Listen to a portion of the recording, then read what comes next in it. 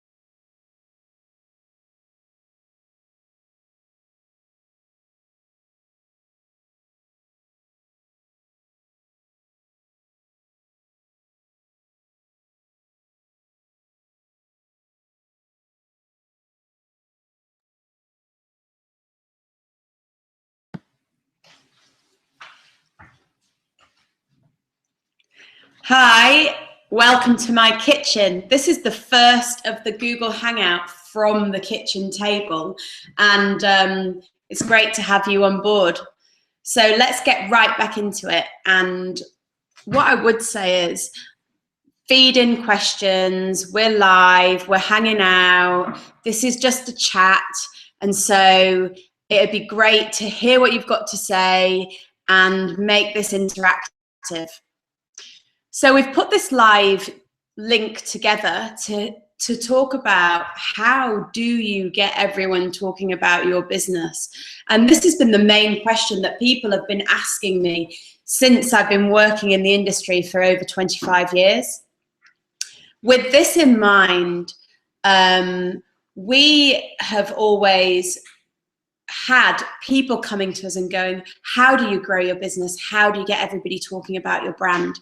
And 15 years in the business and thousands of brands, and people come to us because they want to know, how do you get more sales? How do you drive more awareness? And ultimately, how do you get bigger value for your business? And what we've always gone out and talked to people, and what we've been known in the industry for, is building, renovating and refreshing brands. And some of you may know my book, Brand Famous, How to Get Everyone Talking About Your Business. And in the book, you will have seen that there's 3 different chapters. And that's a bit glary, isn't it? So you've got build, renovate, and refresh. Now, you may be sitting there wondering, what on earth am I talking about right now? What is build, what is renovate, and what is refresh? So I'll just give you a 2-minute on that. So build is when you're in the early stage growth of your business, or you're looking at starting out and you don't know how to build your business. Renovate for us has always been a business that is 15 years, mature brand, or somebody that has had fame with their business, and then they want to bring their brand back. What we call that is bringing your brand back from a dormant state, or resurrecting a brand to exceed its former glory. And then you've got refresh. And refresh is people that are brands that are looking to, do a paint job on their brand. So come and refresh the brand, keep it moving. These are people that are constantly working on their brand, and they're looking to update it, do a paint job on the house and keep it standing out and keep it a market leader. Now, people often get confused with brand versus branding. And what does that mean? So branding for us has always been somebody that comes in and looks at your logo and looks at how to do the look and feel for your business.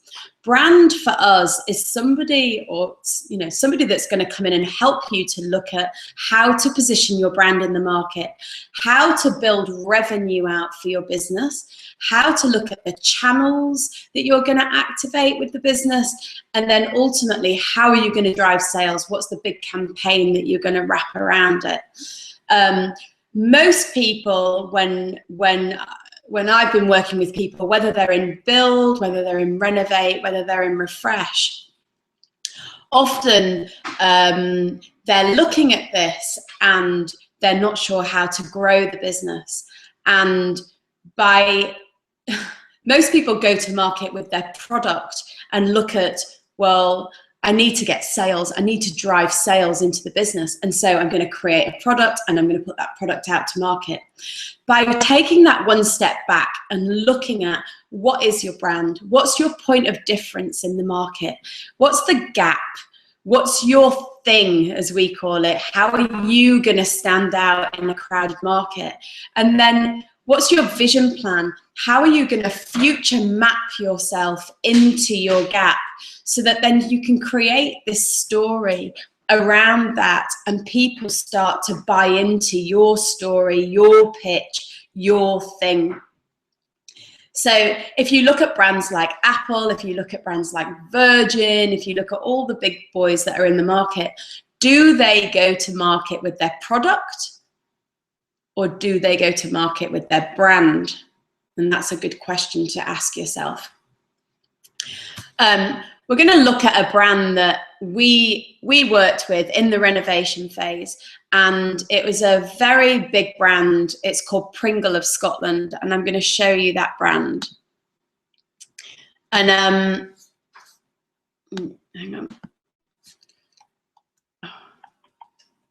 So in the Pringle brand, they came to us because they wanted us to move the brand on. They were a golfing brand and they wanted to be a brand that was on Bond Street. And Bond Street is a very famous street in London where people shop, for all you people that are in Australia that are dialing in right now. And And they were very much known in the market as a golfing brand. And so when they came to us, they were looking at how do you move the brand on? And so what we looked at doing was, first off, creating the desire for the business. How did you take it from this guy on the right, picture number 1, to bringing it to the picture on the, sorry, the man that was on the left, to bringing it to the picture on the right, which is on Bond Street? And how do you create this desire to make people want your brand? Well, the first thing we needed to do was to create the story around it. And the story was created by a famous person called David Beckham, and he was the one that wore the Pringle jumper and put the story, put it out into the market that Pringle had shifted and they'd moved, and they were a more desirable luxury brand.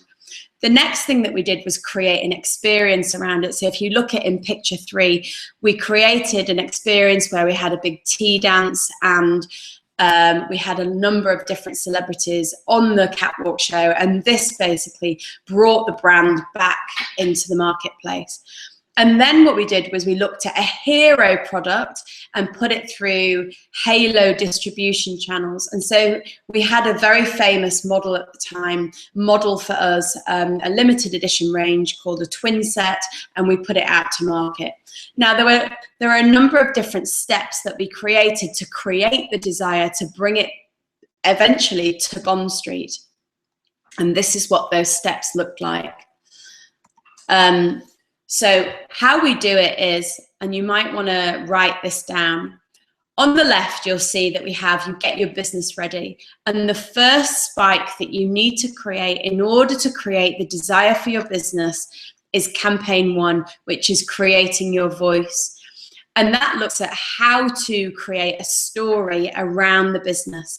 Now, once you've looked at your brand and you know what we call your brand DNA is, what is your thing, you can then create a story around that and put that out to market as your first campaign. Then you do a maintenance program around that. So you look at how to maintain the coverage and the awareness and so forth that sits with the campaign. And then you look at the second spike, which is an engagement campaign. And that engagement campaign is normally delivered in a way that is from case studies or real people or people that are going to talk about your brand on your behalf. And that's an engagement campaign. And then the third campaign is the reason to believe. And that would normally be bringing in influencers or advocates, people that are going to influence the market for you before moving into the final campaign, which is all about the big climax, the big spotlight effect. And that would be something based on a trend or on a cause or on something that's going to create a big climax spotlight effect for you into an unknown space. So how would you deliver that into the marketplace? Well, how we've always looked at brands, when you look at building, renovating, or refreshing your brand, the reason why we find that people move into a renovation phase is that they build the brand, and then they use that marketing and the brand and etc. that they've done in the early stage growth of their business, and they'll use that and they'll keep that going for a number of years. What then happens is they have to then go into a renovation phase of rebuilding the whole of the brand again, and that's very costly and very timely. What we advise people to do is to become a refresher brand so that you're constantly updating your brand and so that people understand what your brand is all the time. Now, when you do this, this means that it's a lower cost for the business because you're always spending money on the brand, on the marketing, on the product, on the channels, on the campaigns, and you're not having to spend a huge amount of money in one go to renovate it. And this is what that looks like. So I'll show you that on the screen. And don't worry, if you want to get this slide deck at the end of the Google Hangout, then I have Raki, who is live tweeting at the moment on Linzi_Boyd. That is Linzi_Boyd. And you can be tweeting her through the whole of this Google Hangout, and she will be tweeting you back. And if you tweet her, she'll send you over the slide deck. So if you look at this slide, it looks at the marketing spend. And if you look how the slide goes up and down, you'll see that most people build the brand and then renovate the brand. And if you see the bottom spike, then they'll build it back up again to build the brand, and then they'll drop it back down again. What we're looking for is a marketing spend where you are constantly refreshing the brand. And that means by the end of your cycle as to where you want to get to, the cost will be lower and you will have a much bigger return. So coming from the world that I came from, which was the world of celebrities and famous brands, what we recognize within that industry is that your profile is your asset. Now, we've worked with hundreds of different celebrities, and we've brought celebrities into brands, and they have ultimately grown the brand. Now, celebrities are now sitting in this space where they recognize that their profile is their asset, and celebrities are now turning themselves into brands. They're looking at equity deals, they're looking at how to create a brand for themselves and so forth. And if you look at this slide, the slide of Victoria Beckham, she is the absolute pioneer within this sector. So Victoria Beckham came from a space of being a Spice Girl, and we all recognise Victoria Beckham as the pouty one on the right. And then if you look at Victoria Beckham now, the picture on the right, you will see the absolute transformation that she's had, moving from where she came from to a Spice Girl to now being a market leader globally with her clothing range, Victoria Beckham. Now, what the big question that I would like to ask you is, do you want to become an industry leader? Is that your future? And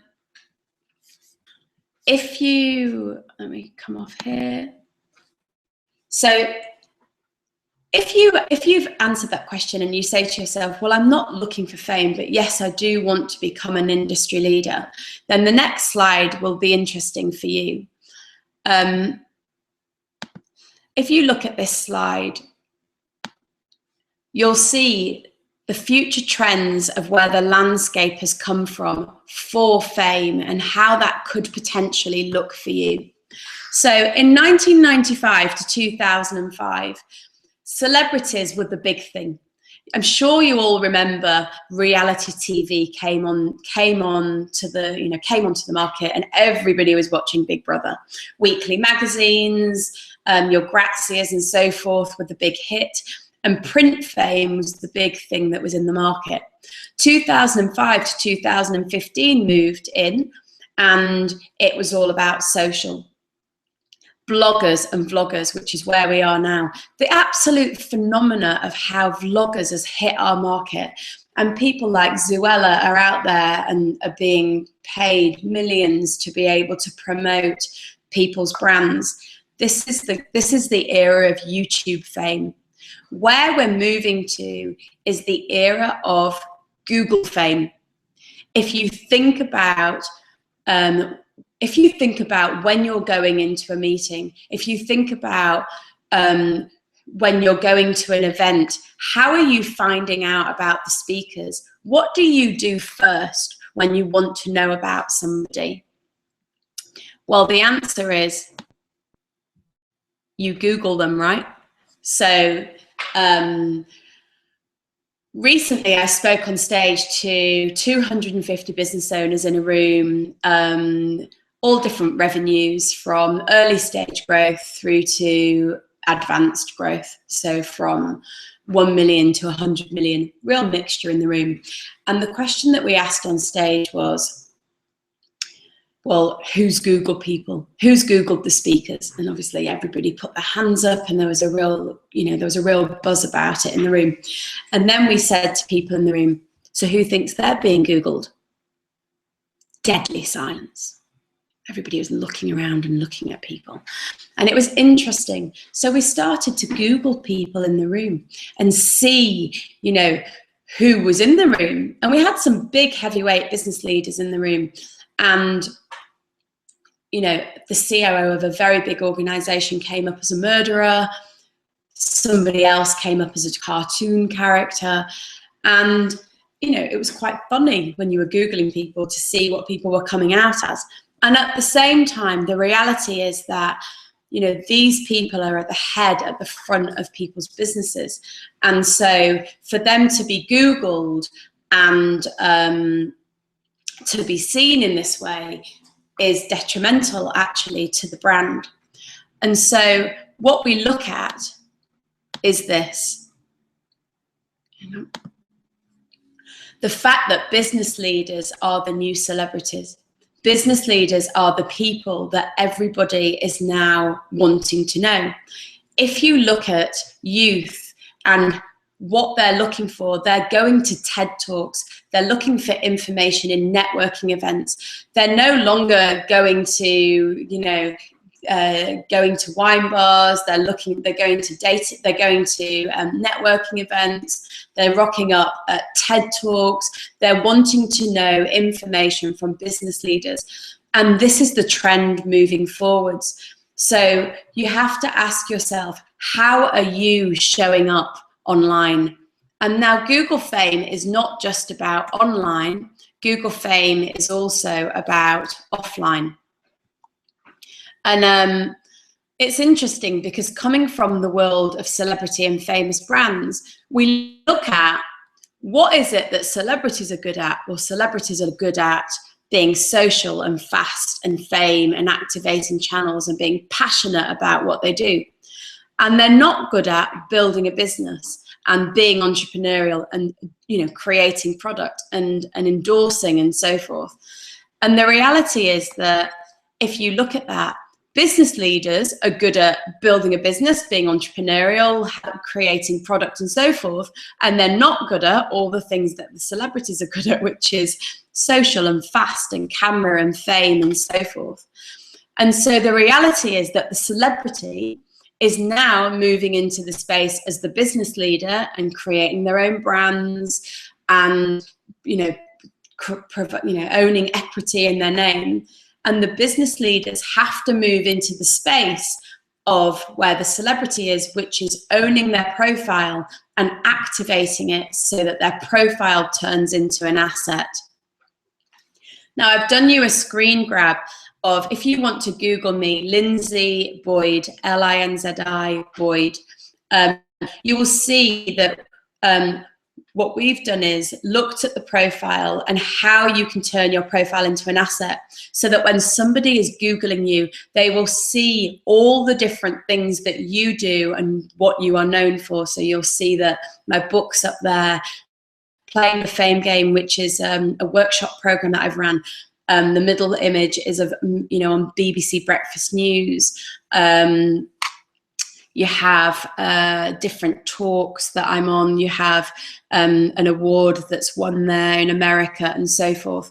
So immediately people get a great snapshot of what it is that I do and ultimately what it is that I want to be known for, which is inspiring and educating a new generation of business leaders. So I ask you, take a moment and Google yourself. Google yourself and see what's coming up. See what's coming up for you and see what's coming up for other people and how that's going to impact on your profile and how your profile can turn into an asset. Now, there are steps that you can take to own your profile and to get your profile going. And those steps are these. So those steps are, first off, build a community. If you build a community around you, it's the perfect channel to distribute your product through. When I launched my book, I was able to have it as a #1 bestseller before it even came out on Amazon. It had already hit #1. How did I do that? Because I pushed it out through my community, and they pushed it out through their community. And on the community that I have built, it has a lot of influencers. The next one is write articles. Start getting your voice out there. Start getting people to understand what it is you do and how you want to be seen. The third one is start a blog or a podcast so that you can engage other people to share with you what it is they do. They can influence you. You can share communities together.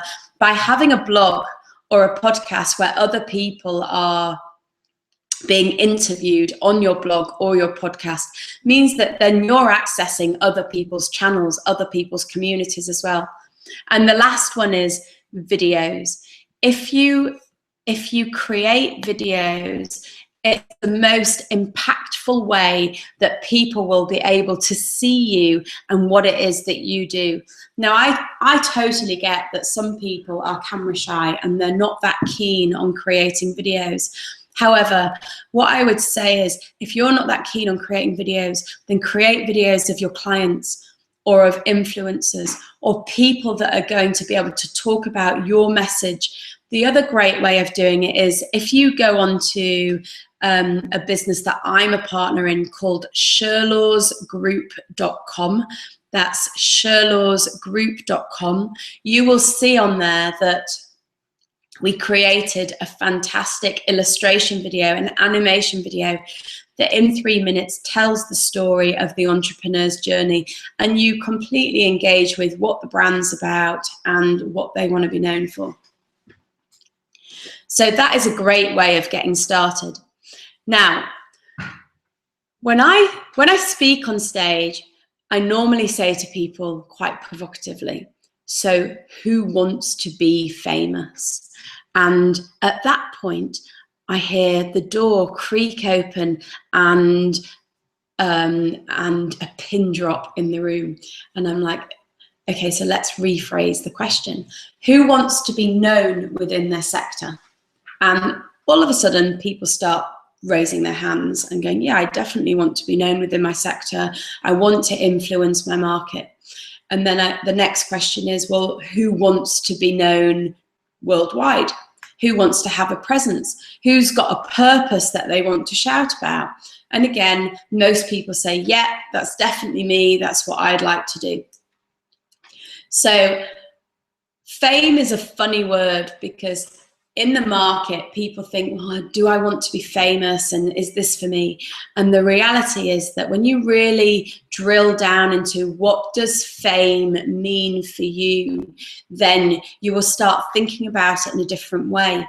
So I ask yourself, during this Google Hangout or after this Google Hangout, write down for yourself, what does fame mean for me? What do I want to be? Do I want to be influential within my sector? Do I want to be a market leader? Am I looking to be, changing the world like a Malala? Am I looking to be a philanthropic entrepreneur? What type of fame sits around you? And then ask yourself, what type of fame fits around your brand? Because then you can marry up the two. And if you're looking for if you're not looking for fame, but you are looking to create a big splash with your brand and have a global play, then there's other models that you can do. There's other models that you can use to be able to create that fame for your business. And so if you look at this slide shows you the fame chart. And if you look at the bottom line of the slide is about not famous to famous, and that's about you. And the left-hand slide is your brand. So the little box on the left is around the stamp collector. Now, what I normally talk about is the stamp collector is somebody that is well known on Google, 60,000 followers, everybody knows who he is, but do I know who he is? No. Do you know who he is? No. That he's influential within his sector. So he's not being stopped on the street. He can go about his business. The celebrity fame chart is somebody like David Beckham, who endorses other people's brands, but doesn't own his own brand. You've then got Richard Branson, which is the guru model, who is as famous, he fills up the whole box because Virgin as famous as his brand. And then the last one is Nike and Intel. Now, Nike is a perfect brand of going, well, they don't have a famous person at the front of their business. They've used an advocacy model. And that means they've brought in a number of different people to sit behind the business and promote the business, people like Air Jordan and so forth, that create the name for the business. Now, in the B2B world, in the business world, this advocacy model is becoming very popular, because what we do is we go into businesses and we look at who wants to be at the front of the business, who wants to be supporting the business, and who wants to just be kind of helping and sharing without having a face around them at all. And then that means that you can very easily start to build an advocacy model around your business to go, well, there's 10 people, 5 people, 3 people who actually are prepared to step out in the front and be able to be the face of the brand and start, you know, getting socially active, speaking on stage, writing articles, going up for awards and so forth. So think about what type of fame you're looking for and what type of fame your brand is looking for. Now, when I first started out in brand, we're building brands, you know, 25, 30 years ago, it wasn't so important to have the people associated with the brand. Whereas these days, it's all about 3 pillars. So you build your brand, that's one pillar. You build the people, that's the second pillar. And you build the purpose, that's the third pillar. Now, years ago, it used to be brand, and that was the only pillar. Nowadays, whether people like it or not, people are being Googled.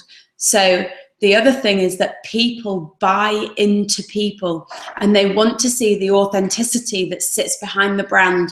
People no longer want the big ad campaigns and buy into that as much without seeing who sits, the people, the realness that sits behind the people. Why do we think that the blogger and the vlogger world has massively come into our remit? Because everybody wants to see the people that sit behind the people. So if you recognize this, then building up the brand and building up the people are, I would say, as important, if not more important now than the brand itself. And yet, when you look at the big corporates and the big organizations, they're still spending 95% of their brand and marketing budget on the brand, and perhaps not even 5% on the people that are sitting with the brand. That's an interesting one. And then the purpose is all around, why do people buy into TED? Well, they're not on there talking about the commercial aspect of their businesses. They're talking about the purpose. They're talking about what is the cultural aspect, what is the thing that is making the difference in the world. And that's why TED is so popular. And so brand, people, and purpose are the key deliverables to make the difference for your business. And if you write those 3 pillars down and start building your brand in those 3 ways, then you will move it along a lot quicker. Please feel free to send in questions as I'm speaking, and I will pick them up at the end and start answering them back.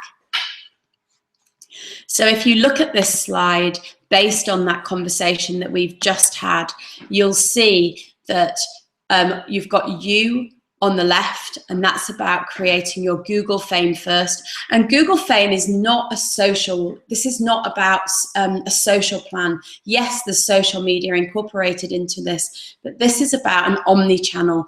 Google fame is the fact that everywhere you go, everything is being picked up. So if you're speaking on stage, it doesn't matter if I'm tweeting because somebody else is tweeting and they're sharing the information. So if you want to own your space in the market, then you have to own your Google fame. Otherwise, somebody else can own your space yourself. Now, that brings me back to the point that I mentioned earlier on in the Google Hangout around somebody showing up as a murderer, somebody showing up as somebody else, because they're owning your space instead of you. Once you've created that Google fame, then what happens is you have endorsement fame. That means that people, other brands come to you and ask you to then endorse their brand, go and speak for their business. And you're starting to create the pull from the market rather than having to push the market. And so now, because of the Google fame that I've created online, my inbox, my social media channels on a weekly basis normally have different brands coming asking if, you know, I'll go and speak for them, or if I can endorse their brand, can we partner with their brand, and so forth. And all of a sudden the market starts pulling to you rather than pushing. You get asked to host awards, host events, and so forth.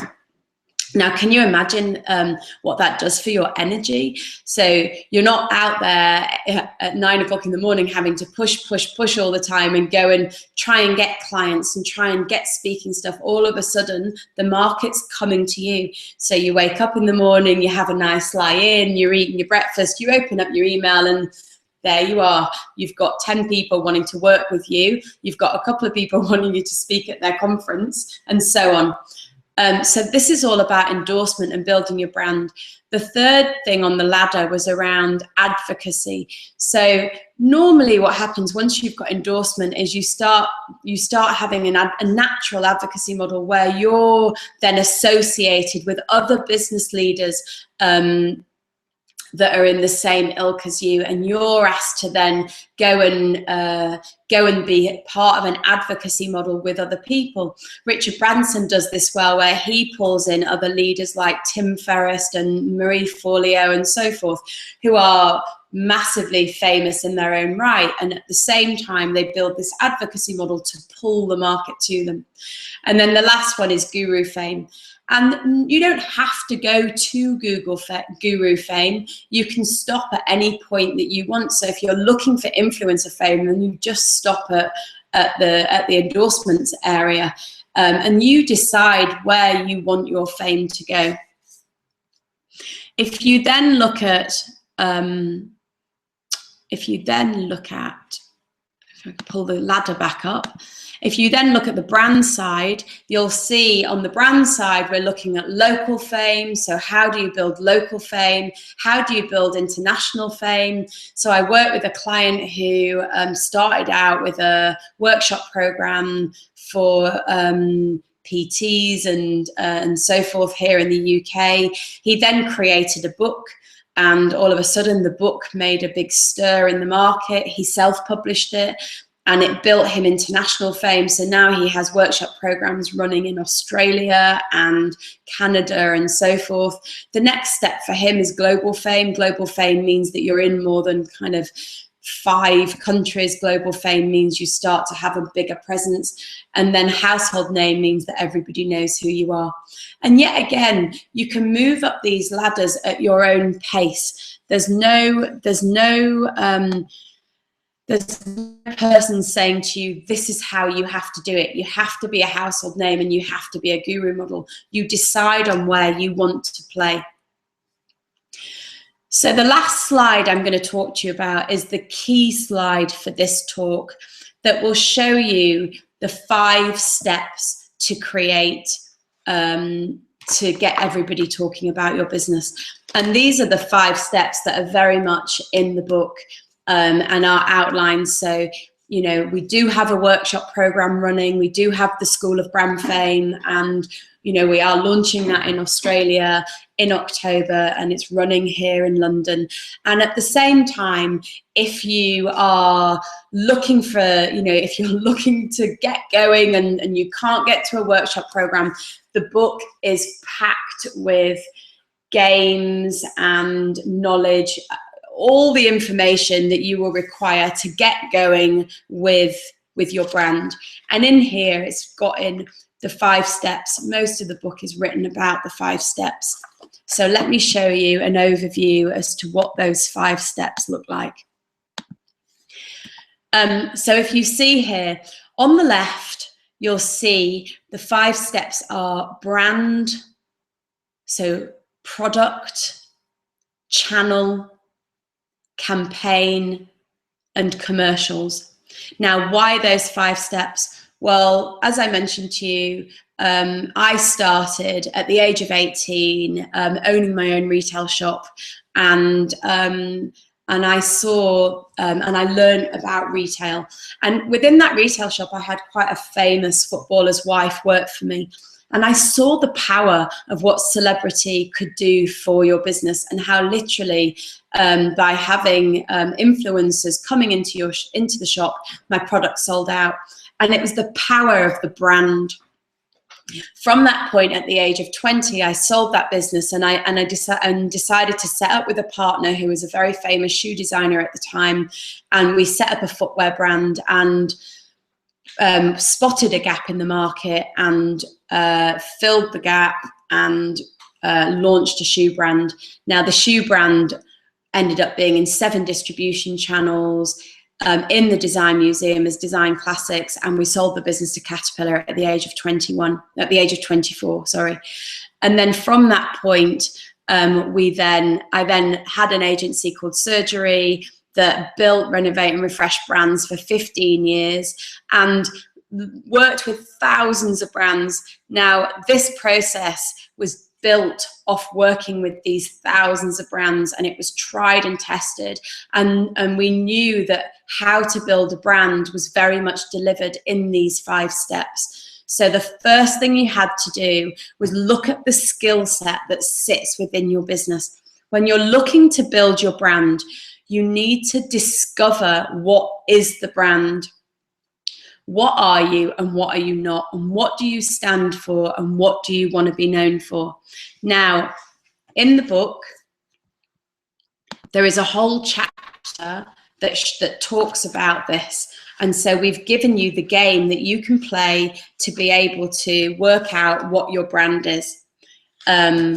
So from that point, you would then move into product. And now, product is not just about tangible product. This is about 2 things. First, it's about your toolkit. So what tools do you need to create to raise the profile, raise the awareness of your business? Looking at things like website, videos, articles, and so forth. In the book, it gives you a template as to how to build a standard toolkit and how to build a bespoke toolkit. On the next step, we also look at product. So how do you build a product architecture? Now, I mentioned earlier on in the talk that most people go to market with product, and we go to market with brand first. So the key take home to take from this talk is build the blueprint for your brand first before building the product architecture. Most people go to market with one product. We help you design a product architecture that sits with your brand DNA, the blueprint of your brand. Once you've done those 2 points, then moving into channel and how to connect your brand and your products through multiple channels and own your channel activation. We're living in a world now where B2B and B2C is going to become irrelevant, because we're going to play in this new world that we teach in the school called B2P.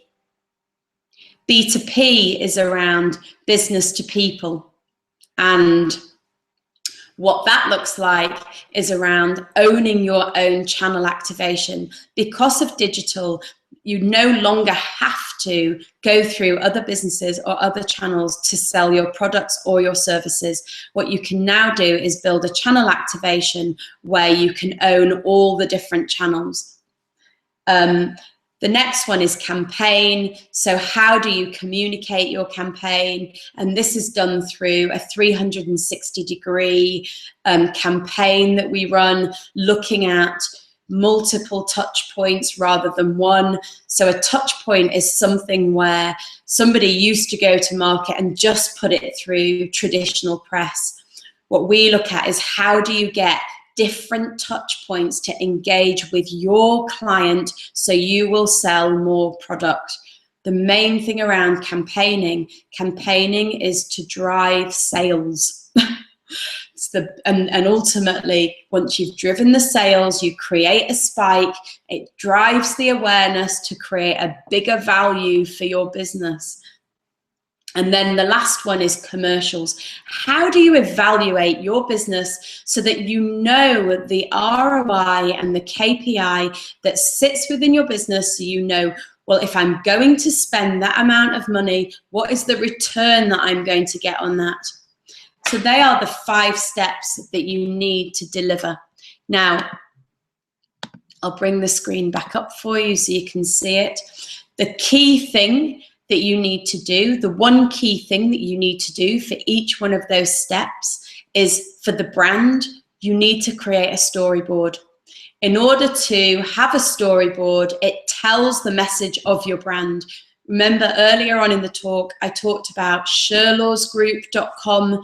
That's sherlawsgroup.com. If you have a look on their website, you will see an animation video that tells the story of their brand, grow, fund, exit, looking at it from the entrepreneur's perspective. If you can tell the story, people will engage with your brand. That's the first step. The second one is toolkit for product. If you create a standard toolkit, then people will be able to engage with your brand so that they know what it is you do. As I mentioned in the book, we give a standard toolkit as to how you put that together. For your channel, the main thing that you should be doing is creating an experience for people. So most people forget when they're delivering into a channel to create something that people can experience. When creating a campaign, the thing that we talked about was a 360-degree approach. So don't push a campaign through one channel. Most people look to just put it through social media these days. And it used to be that most people put a campaign through print. What we suggest is you put it through multiple touch points. And if you read the book or you come into the workshop program, you'll be able to build yourself a campaign that delivers through multiple touch points rather than one. And the last one, like I mentioned, is understanding your ROI. What is your spend? Once you have that, then what it drives for you is, well, if you do that with your brand, then it attracts the market to you. So if you create a storyboard, then all of a sudden the market starts pulling to you rather than having to go out and push the market. The second one is convert the market. So if you have a toolkit and you've got videos and articles and sales toolkits and so forth, then all of a sudden, once you've pulled the market in, these tools will then convert the market into sales.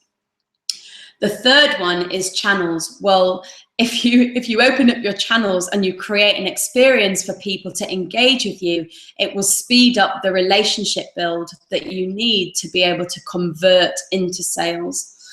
And the fourth one with campaign is joining up volume sales. So when we've done it in the past with campaigns and we've delivered thousands of campaigns into the market, what happens is you can go from one distribution channel to 150 distribution channels very quickly. We've worked with a brand where literally they had one retail store in the UK, and when we finished the campaign 6 months later, they literally had 120 retail stores.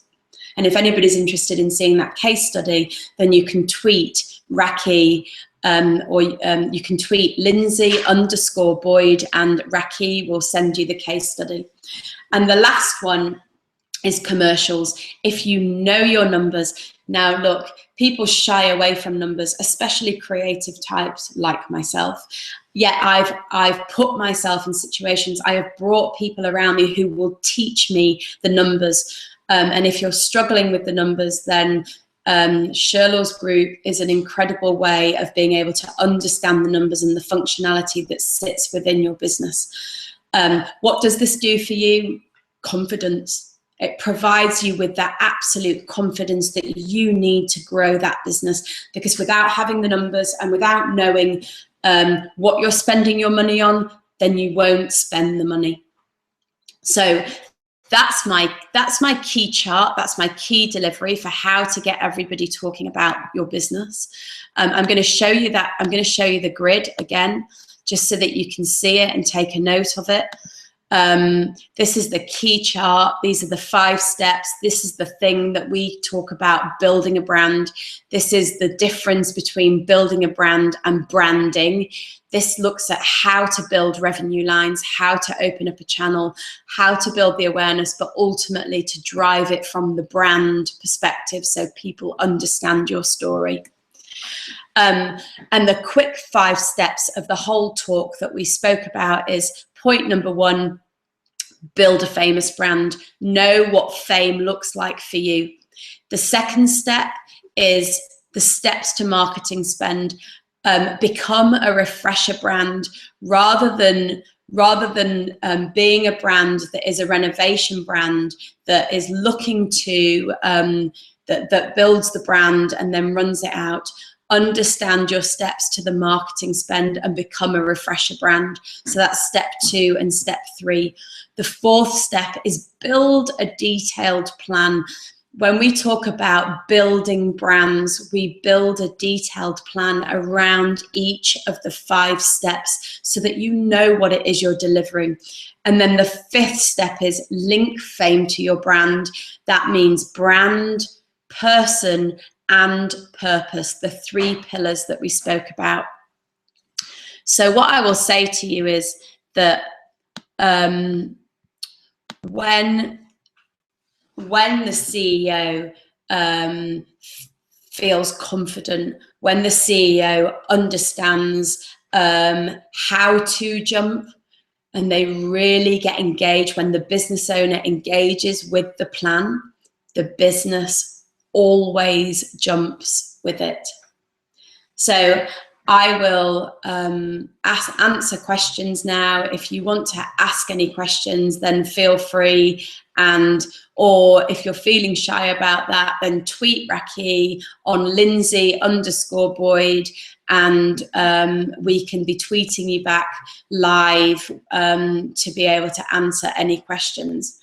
I thank you very much for coming on to this Google Hangout. We are from the kitchen table. The reason why we're doing it from the kitchen table is that what we recognize is we are in a new era where a lot of businesses are now starting up from the kitchen table, and it's the best entrepreneurial space for you to get your business going. We're a huge advocate for people starting up their business, women that have had babies and want to understand how to get back into work. The kitchen table is the best place to start. And if you think about global businesses like Net-a-Porter, like Mumsnet, those businesses literally started from the kitchen table. So any questions, live tweet, anything you want to know, ask. If you want to know more about the school, then live tweet us, get hold of Catherine. And if you're wanting to get the book, Brand Famous, then jump onto Amazon. It is available globally, and we look forward to engaging with you.